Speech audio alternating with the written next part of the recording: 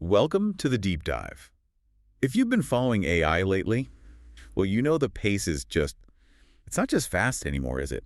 It feels genuinely transformative. It really does. Almost hard to keep up. Exactly. Yeah. And we're seeing these two really different markers right now. Yeah. You've got Nvidia hitting, what, $4 trillion? $4 trillion, yeah. The first ever. Speaks volumes about the hardware demand. Right, the pure infrastructure side. Sure. But then, almost in a different universe, you have Google's quantum AI team grabbing the 2025 Nobel Prize in physics. For superconducting qubits, yeah.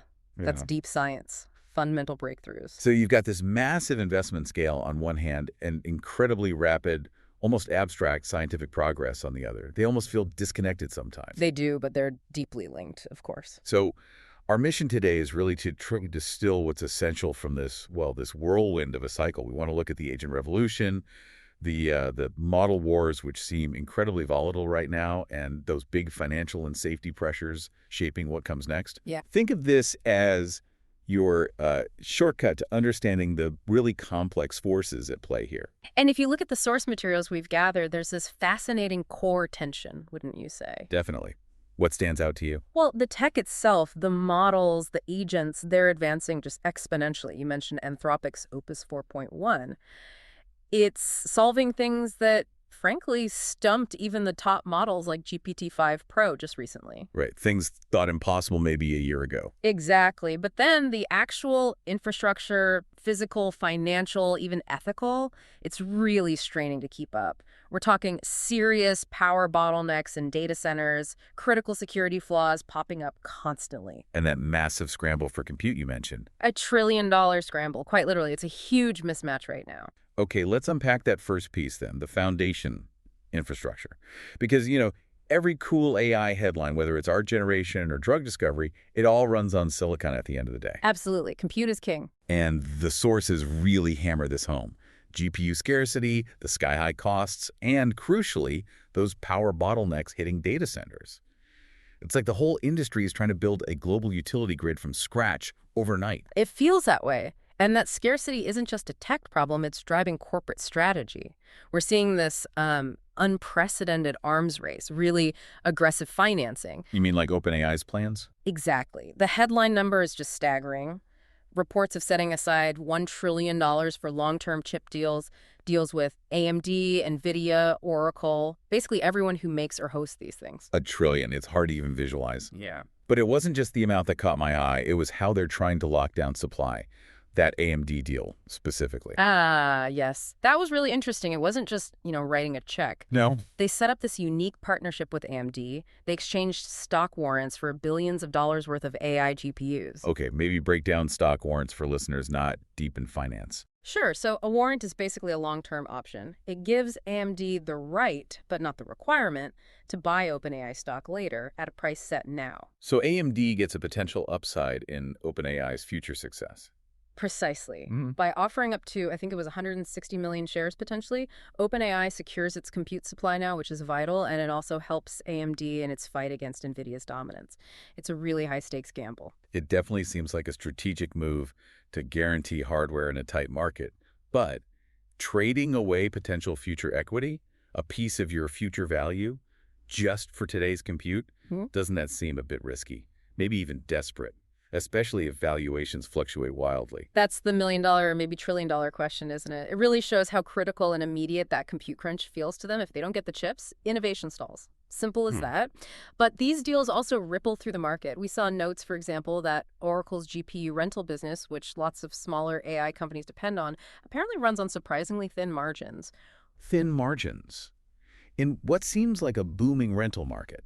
Why is that significant? Well, it challenges that easy money narrative, It suggests the market is fiercely competitive and incredibly expensive to enter.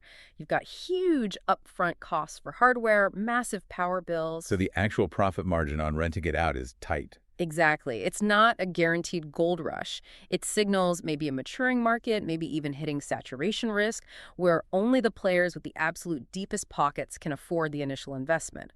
It raises real questions about long-term financial health for the whole ecosystem. Okay, so if the foundations are that expensive and competitive, let's shift to what's being built on top. The model wars. This is where things get really volatile, capability-wise. Yeah, definitely. We mentioned Anthropic's Opus 4.1, showing that advanced problem-solving beating GPT-5 Pro on some tasks. But almost in the same breath, their other model, Sonnet 4.5, showed regressions. It actually got worse on some benchmarks. And that volatility is, I think, a defining feature right now. It's a huge insight for anyone actually trying to use this tech. What's the implication? Deployment risk. Absolutely. You just can't assume a model will stay consistently good. Developers are now having to build in fail-safes, maybe using multiple models, because today's breakthrough could genuinely be tomorrow's step back. And the competition keeps coming. Google's prepping Gemini 3, right? Aiming at those high-end reasoning tasks. Exactly. They're all fighting for that top spot in reasoning, coding, complex instruction following. But the model wars aren't just the big proprietary players, are they? You argue there's a whole other front focused on accessibility and efficiency.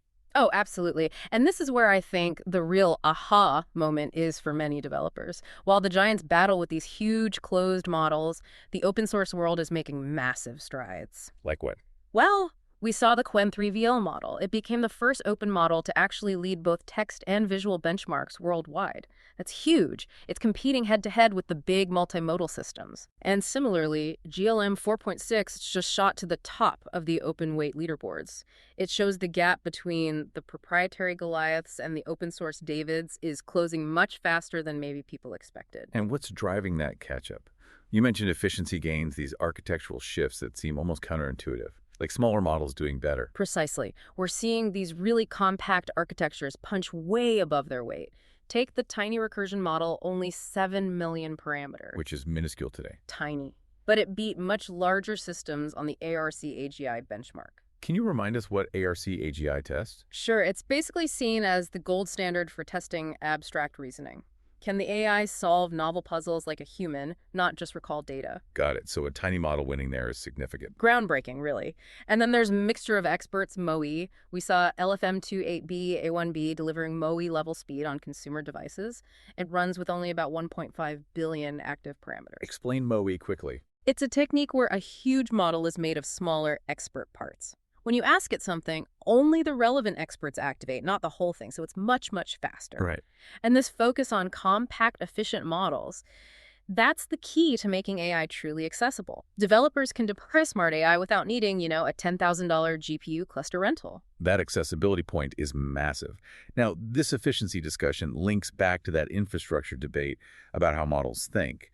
There was that ongoing argument about RAG is dead, retrieval augmented generation. Yes. A really key debate for anyone building AI products.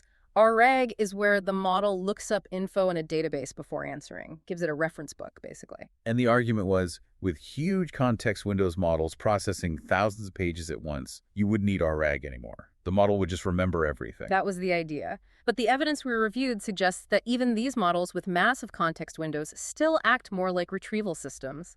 They don't seem to have true, long-term, human-like memory. So what's the insight there? It seems context expansions solve the filing cabinet problem, making more info readily available, but not the fundamental reasoning or memory problem. It's still retrieval, just with a much bigger manual nearby. It makes you wonder if context length alone is the answer, or if we need a totally new approach to memory. Speaking of new approaches, let's shift from the models to how we use them. The big theme lately is the agentic revolution. Lots of talk about natural language becoming the main interface, with agents replacing traditional software UIs. It's a huge shift, yeah. Possibly the biggest since mobile took off. Instead of clicking and typing code, you just tell the agent what it needs doing. And these agents are becoming capable very quickly. Look at Google's Gemini 2.5 computer use model. What does that do? It lets the AI directly interact with websites and Android apps. It can literally see the screen, click buttons, type text, scroll, just like a person would. Wow. So it can automate complex digital tasks. Exactly. Things that were just impossible for AI before. True automation. And the whole industry seems to be laying the groundwork for this. Microsoft rolled out that unified open source agent framework, right? Merging AutoGen and semantic kernel. Yep, making it easier for developers to build and manage these multi-step agents. Which sort of leads into OpenAI's big dev day push. That seemed all about turning ChatGPT into a kind of super app. Totally. They launched AgentKit, a visual builder for agents. But the real kicker was integrating services directly into the chat. things like Uber, Spotify, Booking.com. So the idea is you could plan and book a whole complex trip or order dinner just by talking to ChatGPT. It bypasses the individual apps. That's the goal, a single natural language hub for getting things done. And it's not just for consumers. Enterprise adoption is also speeding up. IBM and Anthropic partnered up. Right, integrating Claude into IBM's tools. Yeah, focusing on productivity, security, compliance.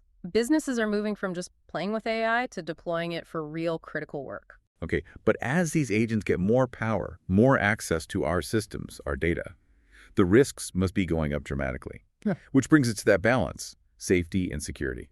And that raises a huge question about how robust these systems really are. The vulnerabilities aren't theoretical, they're happening now.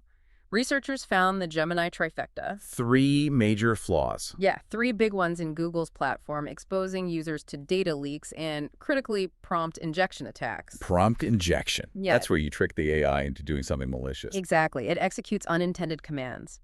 Google patched them fast, but their response, offering up to $30,000 bounties for finding AI bugs, shows how serious they view the threat. And it's not just researchers finding flaws.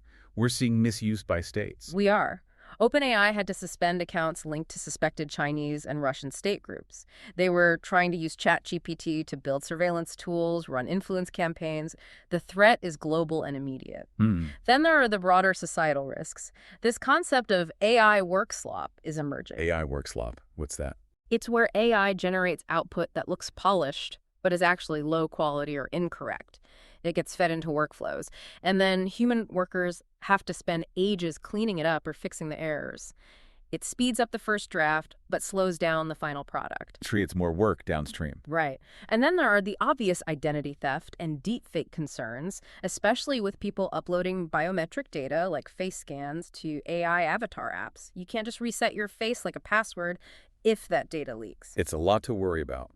But thankfully, there's a strong positive side, too, especially in science and health. Definitely. The high-impact applications are really inspiring. Like using AI to design bacteriophages, those viruses that kill bacteria. Yes, and they successfully used AI-designed phages against drug-resistant E. coli in the lab. That's potentially huge for fighting superbugs. And it's helping with cancer detection, too, right? Though still assisting human experts. Absolutely. Assisting experts, mapping brain regions in incredible detail. It's accelerating basic science in profound ways. And AI is even helping with security itself. It is. Google DeepMind's CodeMender tool. It finds and automatically fixes security vulnerabilities in code across huge open source projects. So it's proactively patching the software much of the world runs on. Exactly. That provides a really critical automated security layer we just didn't have before. So looking back across everything, from Nvidia's $4 trillion valuation for the hardware down to AI designing microscopic virus killers. Yeah. The one constant is acceleration. It's just getting faster. Everywhere you look. And this agentic revolution feels real. Natural language as the next OS. Which leads us to maybe a final thought, building on that agent idea.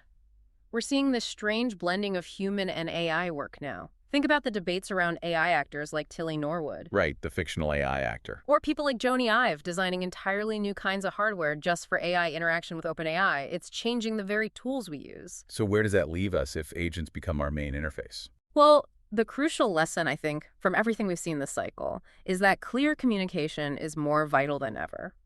These models, no matter how smart they seem, they can't read your mind. They can't infer unspoken intent. So these do what the prompt says. Exactly. So the challenge for all of us, for you listening, isn't just learning how the tools work, but learning how to talk to them effectively, precisely, clearly. Getting the prompt right, that feels like the next essential skill in this AI age.